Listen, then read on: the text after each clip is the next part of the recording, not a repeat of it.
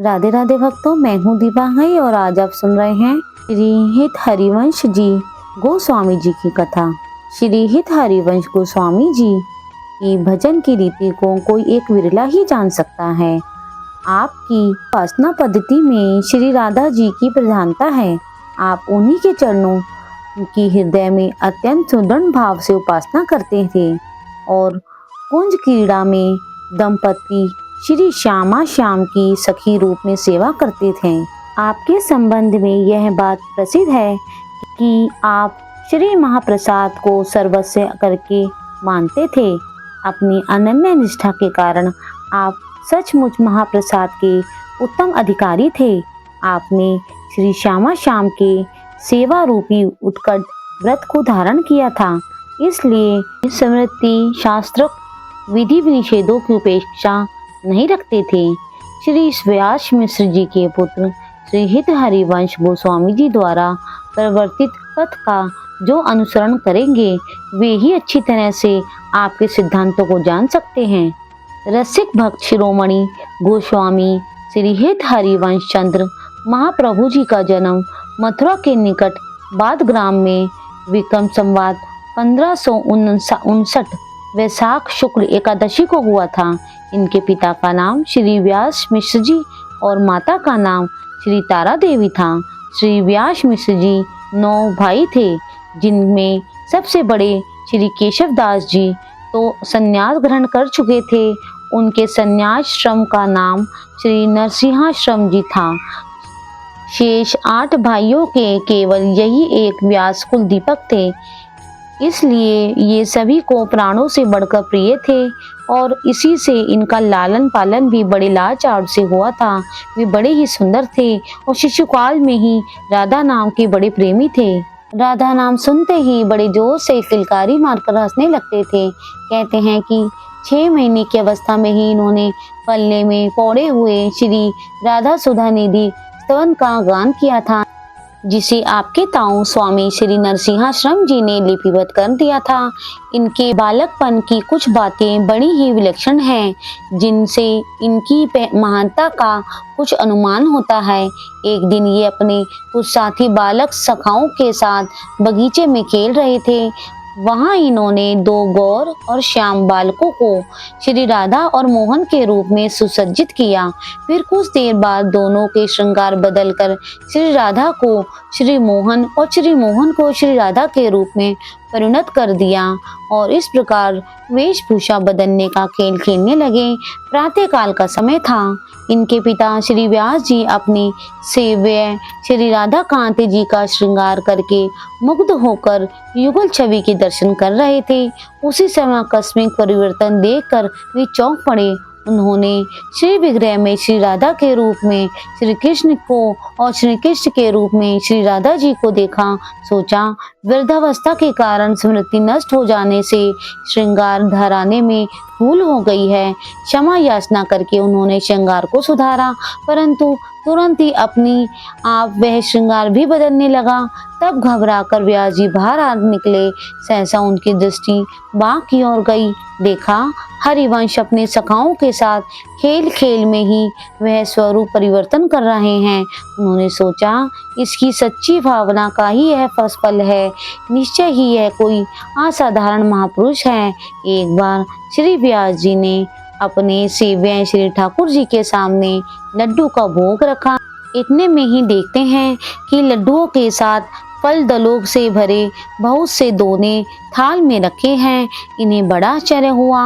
उस दिन की बात याद आ गई। पूजन के बाद इन्होंने बाहर आकर देखा तो पता लगा श्री हरिवंश जी ने बगीचे में 2 वृक्षों को नीले पीले पुष्पों की मालाओं से सजाकर युगल किशोर की भावना से उनके सामने फल दल का भोग रखा है। इस घटना का भी व्यास जी का बड़ा प्रभाव पड़ा।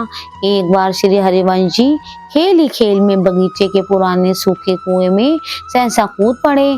इससे श्री व्यास जी और उनकी माता श्री तारा देवी जी और कुटुंब के लोगों को तो बड़ा अपार दुख हुआ ही सारे नगर निवासी व्याकुल हो उठे। व्यास जी तो शोकानुकूल होकर कुएं में कूदने ही को तैयार हो गए। लोगों ने जबरदस्ती उन्हें पकड़ कर रखा। कुछ ही क्षणों के पश्चात लोगों ने देखा कुएं में एक दिव्य प्रकाश फैल गया है और श्री हरिवंश जी श्री श्याम सुंदर के मंजुल श्री विग्रह को अपने नन्हे नन्हे कोमल कर कमलों संभाले हुए अपने आप कुएं से ऊपर उठते चले आ रहे हैं। इस प्रकार आप ऊपर पहुंच गए और पहुंचने के साथ ही कुआं निर्मल जल से भर गया। माता पिता तथा अन्य सब लोग आनंद सागर की डुबकियां लगाने लगे। श्री हरिवंश जी जिन भगवान श्री श्याम सुंदर के मधुर मोहन श्री विग्रह को लेकर ऊपर आए थे, उस श्री विग्रह की शोभा भी श्री अतुलनीय थी। उसके एक एक अंग से मानो सौंदर्य माधुर्य का निर्झर बह रहा था। सब लोग उसका दर्शन करके निहाल हो गए। तदंतर श्री ठाकुर जी को राजमहल में लाया गया और बड़े समारोह से उनकी प्रतिष्ठा की गई। श्री हरिवंश जी ने उनका परम रस में नामकरण किया। श्री नवरंगी लाल जी अब श्री हरिवंश जी निरंतर अपने नवरंगी लाल जी की पूजा सेवा में निमग्न रहने लगे। इस समय इनकी अवस्था 5 वर्ष की थी।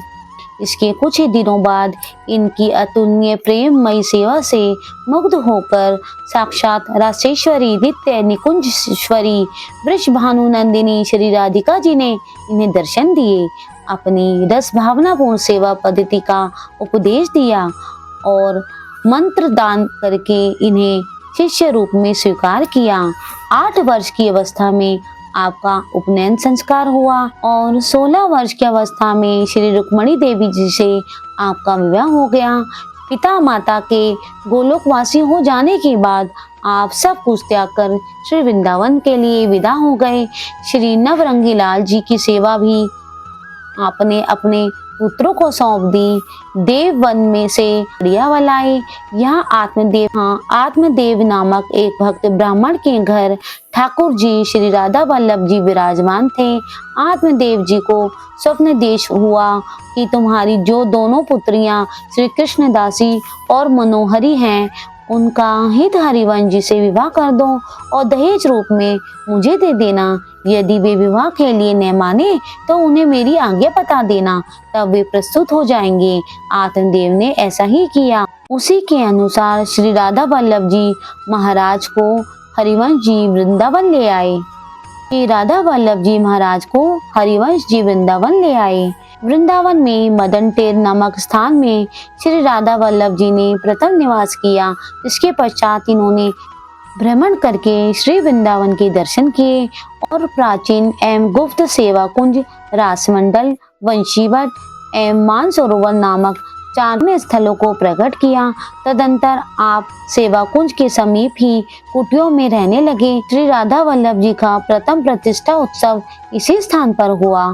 श्री राधा वल्लभ जी की आज्ञा से श्री हित हरिवंश जी ने श्री श्यामा श्याम युगल सरकार की निकुंज लीला का क्रिया और काव्य द्वारा प्रचार प्रसार किया।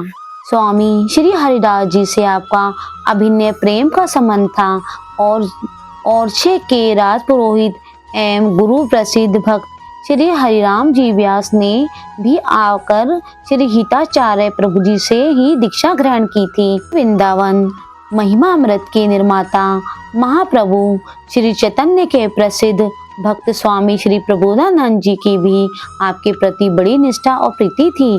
श्री भगवान की सेवा में किस प्रकार अपने को लगाए रखना चाहिए और कैसे अपने हाथों से सारी सेवा करनी चाहिए, इसकी शिक्षा श्री हित हरिवंश प्रभु जी ने जीवन की एक घटना से बहुत सुंदर शिक्षा मिलती है। श्री हित हरिवंश जी एक दिन मानसरोवर पर अपने कोमल कर कमलों से सूखी लकड़ियां तोड़ रहे थे। इसी समय आपके प्रिय शिष्य दीवान श्री नाहरमल जी दर्शनार्थ वहां आ पहुंचे। नाहरमल जी ने प्रभु को लकड़ियां तोड़ते देख दुखी होकर कहा, प्रभु आप स्वयं लकड़ी तोड़ने का इतना बड़ा कष्ट क्यों उठा रहे हैं? ये काम तो किसी कहार से भी कराया जा सकता है। यदि ऐसा ही है तो फिर हम सेवकों का तो जीवन ही व्यर्थ है। नाहरमल के आंतरिक प्रेम से तो प्रभु का मन प्रसन्न था, परंतु सेवा की महत्ता बतलाने के लिए उन्होंने कठोर स्वर में कहा, नाहरमल, तुम जैसे राजसी पुरुषों को धन का बड़ा मद रहता है, तभी तो तुम श्री ठाकुर जी की सेवा कहारों के द्वारा करवाने की बात कहते हो। तुम्हारी इस भेद बुद्धि से मुझे बहुत बड़ा कष्ट हुआ है। कहते हैं कि श्री हित हरिवंश प्रभु जी ने उनको अपने पास आने तक से रोक दिया। आखिर जब नाहरमल जी ने दुखी होकर अनशन किया, पूरे 3 दिन बीत गए, तब वे कृपा करके नाहरमल जी के पास गए और प्रेम पूर्ण शब्दों में बोले, भैया, प्रभु सेवा में हेयोपाध्य बुद्धि करने से जीव का अकल्याण हो जाता है। ऐसी विरोधी भाव मन में नहीं लाना चाहिए। प्रभु सेवा ही जीव का एकमात्र धर्म है। मैं तुम पर प्रसन्न हूँ, तुम अन्न जल ग्रहण करो। यूं कहकर उन्होंने स्वयं अपने हाथों से प्रसाद दिया और भरपेट भोजन कराया। श्री हित हरिवंश जी महाराज राधा वल्लभ संप्रदाय के मेरुदंड हैं। इन्हें श्री कृष्ण की वंशी का अवतार माना जाता है। 48 वर्षों तक वह इस धराधाम को पावन करने के पश्चात विक्रम संवत 1601 की शरदीय पूर्णिमा के दिन आपने निकुंज लीला में प्रवेश किया। भक्तों, आपको कथा पसंद आए तो आप हमारे चैनल को लाइक करो, शेयर करो और सब्सक्राइब करो और कमेंट्स में राधे राधे लिखना मत भूलना। जय श्री राधे।